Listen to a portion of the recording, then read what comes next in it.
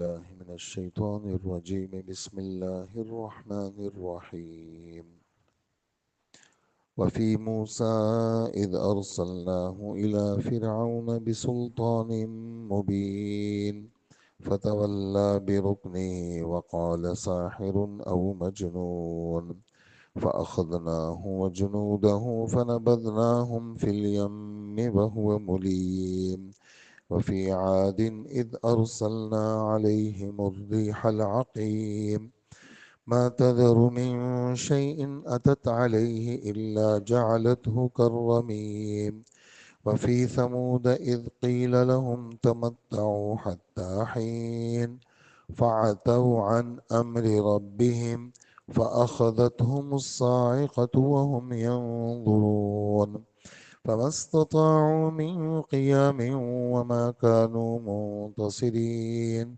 وقوم نوح من قبل إنهم كانوا قوما فاسقين صدق اللہ العظیم 27واں پارہ ہمارا شروع ہے اور 27ویں پارے کا پہلا رکوع ہے. سورہ زاریات کا تیسرا رکوع ہے. دوسرا، اللہ جل جلالہ نے ان آیات میں مختلف قوموں کے قصوں کو سنا کر کے جس وقت اس قرآن کو پڑھا جائے وہ اسی زمانے کے اندر یہ قرآن پاک منطبق اور فٹ نظر آتا ہے، اور اللہ جل جلالہ نے ایسے کلام کو نازل کیا کہ زمانہ گردش کرتے کرتے اسی رخ پہ آ جاتا ہے جس رخ پہ ہمارے رب نے قرآن پاک کو نازل فرمایا. تو یہاں 3 نبیوں کے بارے میں ہمارے رب فرماتے ہیں کہ ایک حضرت موسیٰ علیہ السلام کو فرعون کی طرف بھیجا، ہود علیہ السلام کو قوم عاد کی طرف بھیجا، صالح علیہ السلام کو قوم سمود کی طرف بھیجا، اور حضرت نوح علیہ السلام کو اپنی قوم کی طرف بھیجا. جن جن نے نبیوں کی بات کو مانا اللہ پاک نے ان کو کامیاب کیا، اور جنہوں نے نبیوں کی بات کو نہیں مانا اللہ جل جلالہ نے ان کو ناکام کیا. آپ حضرات 19واں پارہ پڑھتے رہتے ہیں، سنتے رہتے ہیں. ہمارے رب نے 19ویں پارے سورہ شعراء میں پہلے رکوع سے لے کر کے آخر تک ایک بات فرمائی ہے، ان فی ذلک لآیہ. یہ جو نبیوں کے قصے ہیں، یہ جو قصہ تم نے سنا، اس میں عبرت کا سامان ہے. اور اکثر لوگ اللہ پاک کی بات کو نہیں مانتے.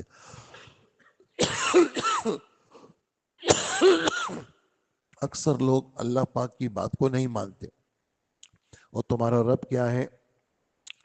وہ عزیز ہے اور رحیم ہے. عزیز اس کا مطلب غلبے والا. اللہ پاک سب کو ہلاک کر سکتے ہیں، اور اللہ پاک رحیم بھی ہے، فوراً ہلاک نہیں کرتے. ان کی صفت رحم غالب آ جاتی ہے اور اللہ پاک ہلاکت کے لیے موقع دیتے ہیں کہ کسی وقت کسی لمحے یہ لوگ کیا ہو جائیں، سدھر جائیں اور توبہ کر کے اللہ کی طرف رجوع کر لیں.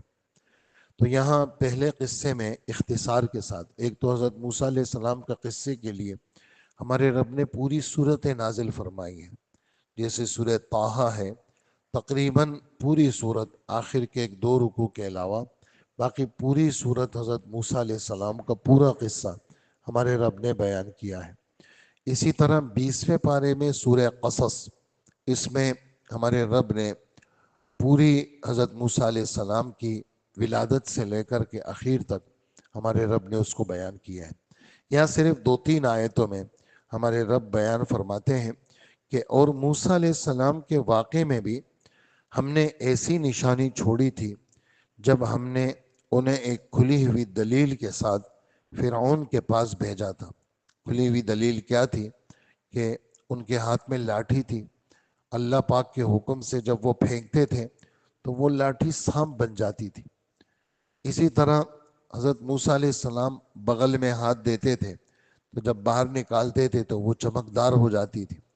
تو یہ کھلی ہوئی نشانیاں ہم نے حضرت موسیٰ علیہ السلام کو دے کر کے بھیجا، لیکن فرعون نے کیا کیا؟ اپنی قوت و بازو کے بل پر منہ موڑ لیا اور یہ کہنے لگا یہ تو جادوگر ہے یا پاگل ہے، نعوذ باللہ، یہ تو جادوگر ہے یا پاگل ہے۔ حالانکہ اس کو پتا تھا کہ موسیٰ علیہ السلام جادوگر نہیں ہیں۔ قرآن پاک میں سورہ نمل میں 19واں پارہ سورہ نمل کے پہلے رکوع کے بالکل آخری آیت میں ارشاد فرماتے ہیں کہ وَجَحَدُوا بِهَا وَاسْتَيْقَنَتْهَا أَنفُسُهُمْ ظُلْمًا وَعُلُوًّا، کہ ان فرعون اور فرعونیوں نے ان نشانیوں کا انکار کیا، حالانکہ ان کے دلوں کو یقین حاصل ہو چکا تھا، لیکن کیوں انکار کیا؟ اپنے کو بڑا سمجھنے کی غرض سے، اور ظالم بنتے ہوئے ان آسمانی چیزوں کا انکار کیا۔ ورنہ نبی پاگل نہیں ہوتا اور نہ نبی جادوگر ہوتا ہے۔ تو اس نے اپنے حکومت کے زور میں اور اپنے طاقت کے بل بوتے پر نبی کا انکار کیا۔ تو فرعون، ہم نے اسے اور اس کے لشکر کو پکڑا اور سب کو سمندر میں پھینک دیا، اور یہ ملامت کے لائق ہی تھا، وہ ملزم ہی تھا، ملامت کے لائق تھا، اس لیے کہ اللہ پاک فوراً نہیں پکڑتے، اور یہ بھی ہے کہ اللہ پاک کسی سے مال نہیں چھینتے۔ ایسا نہیں ہے کہ جی مال چھین لیا اس کو غریب کر دیا، اور اللہ پاک ایسا بھی نہیں ہلاکت کے لیے حکومت بھی نہیں چھینتے، ایسا نہیں ہے کہ حکومت اس کی ہٹا دی اس کو اکیلا چھوڑ دیا، ایسا بھی نہیں ہوا۔ حکومت کے ہوتے ہوئے، طاقت کے ہوتے ہوئے اللہ پاک نے اس کو ذلیل کر دیا، اور حضرت جبرائیل علیہ السلام نے سمندر کے اندر کا کیچڑ اس کے منہ میں ٹھونسا اور کہا کہ اس وقت تجھے کلمے کی سوجھی ہے، جبکہ پوری زندگی تو نے نبی کا انکار کیا۔ یہ تو حضرت موسیٰ علیہ السلام کا قصہ ہوا۔ اسی طرح قوم عاد میں بھی ہم نے ایسی ہی نشانی چھوڑی تھی، جب ہم نے ان پر ایک ایسی آندھی بھیجی جو ہر طرح کی بہتری سے بانجھ تھی، جیسے کہ عورت بانجھ ہوتی ہے اور اس کے بچے نہیں ہوتے، اس لیے کہ عورت کا جو عورت بابرکت ہوتی ہے وہ بچوں والی ہوتی ہے، اور جو عورت بابرکت نہیں ہوتی وہ عورت بچے بھی نہیں دیتی، اور مختلف قسم کی چیزیں اس کے ساتھ لگی ہوئی ہوتی ہیں۔ تو جس طرح اس آندھی کی وجہ سے لوگوں کی تباہی کا سامان ہوا، ہمارے رب نے اس آندھی کو بانجھ کہا کہ وہ ہر طرح سے برکت سے خالی آندھی تھی، اور وہ جس چیز پر بھی گزرتی تھی اسے ایسا چھوڑ کے جاتی تھی کہ وہ مکمل چورا چورا ہو جاتی تھی۔ ہمارے رب نے جو ان کے اوپر عذاب بھیجا، بارش کی ضرورت تھی ان کو، اور کالے کالے بادل آئے تو کہنے لگے کہ بس یہاں سے تو ہم پہ بارش برسے گی۔ ہمارے رب اس کا جواب دیتے ہیں 26ویں پارے میں کہ نہیں، یہ بارش کہاں برسے گی، اس میں تو کیا ہے، وہ تو آندھی ہے جو کہ سخت عذاب سے دوچار کرے گی۔ تدمر كل شيء بأمر ربها فأصبحوا لا يرى إلا مساكنهم، اس آندھی نے ان کی تمام چیزوں کو تہس نہس کر دیا، اور اگلے دن ایسے ہو گئے کہ بس یہاں تو کوئی رہنے والا ہی نہیں تھا، کوئی بستا ہی نہیں تھا، بالکل ہم نے کیا کر دیا، اس آندھی کے ذریعے سے ویران کر دیا۔ تو وہ آندھی ایسی تھی، جس چیز پر بھی گزر رہی تھی اس کو چورا چورا کر کے تباہ کر رہی تھی۔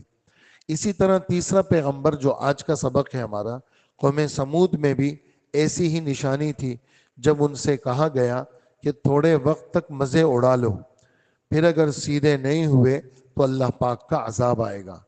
اس پر بھی انہوں نے اپنے پروردگار کے حکم کا ماننے کا انکار کیا، اور ان کو ایک سخت قسم کے کڑک اور چیخ نے پکڑا، زلزلہ بھی آیا، اور جبرائیل علیہ السلام چیخے بھی، چیخنے کی وجہ سے ان کے دل پھٹ گئے، اور زلزلے کی وجہ سے ان کے گھر، ان کی سب چیزیں کیا ہو گئی، وہ تباہ و برباد ہو گئی، اور وہ دیکھتے ہی رہ گئے۔ نتیجہ یہ کہ نہ تو ان میں یہ سکت رہی کہ کھڑے ہو سکیں، اور نہ وہ اس قابل تھے کہ اپنا بچاؤ کر سکے، اس لیے کہ اللہ پاک کے عذاب کے سامنے کسی کی کیا سکت ہے، اور ایک ہی راستہ ہے، اطاعت کا راستہ ہے، اور دبنے کا اور جھکنے کا راستہ ہے۔ اسی طرح ارشاد فرماتے ہیں کہ نوح علیہ السلام کے قوم میں بھی اسی طرح کی نشانی تھی، ہم نے ان کو بھی پکڑ لیا تھا، یقین جانو وہ بڑے نافرمان لوگ تھے۔ تو یہ ان نبیوں کے قصے آپ نے سنے۔ 20ویں پارے کی آخری جو صفحہ ہے، ہمارے رب فرماتے ہیں نبیوں کے قصے سنانے کے بعد ارشاد فرماتے ہیں فَكُلًّا أَخَذْنَا بِذَنْبِ، جتنے بھی یہ قومیں گزری تم نے ان کے قصے سنے، ہر ایک کو ان کے گناہوں کی وجہ سے ہم نے پکڑا۔ فَمِنْهُمْ مَنْ أَخَذْنَا فَمِنْهُمْ مَنْ خَسَفْنَا، ہم نے کسی کو زمین میں دھسایا، کسی پر ہم نے آسمان سے پتھروں کی بارش کی، کسی کو ہم نے دریا کے اندر غرق کیا، کسی کو جبرائیل کی چیخ سے ہلاک کیا۔ وما کان اللہ لیظلمہم، اللہ پاک کسی پر ظلم نہیں کرتے، بلکہ لوگ خود ہی اپنے آپ پہ ظلم کرتے ہیں۔ یہ ان آیتوں کی وضاحت تھی۔ اللہ پاک ہمیں اپنی ذات کی طرف رجوع نصیب فرمائے، اور ہر طرح کے گناہ سے اللہ پاک ہماری حفاظت فرمائے۔ دعا فرما لیں۔ اللہم صلی علی سیدنا محمد۔